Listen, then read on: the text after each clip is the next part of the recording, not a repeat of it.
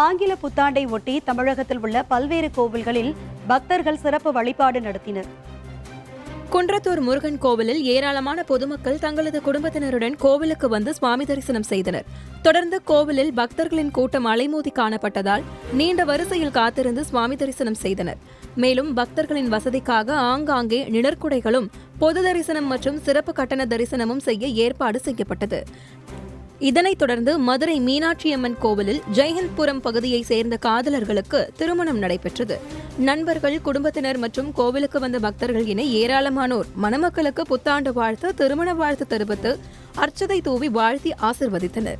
இதனையடுத்து கரூர் மாவட்டத்தில் அமைந்துள்ள கல்யாண பசுபதீஸ்வரர் கோவிலில் 116 அடி உயர ராஜகோபுரத்திற்கு 160 கிலோ எடையில் 7 வகையான மலர் மாலைகள் கொண்டு ராஜகோபுரத்தின் உச்சியில் ஏற்றப்பட்டது.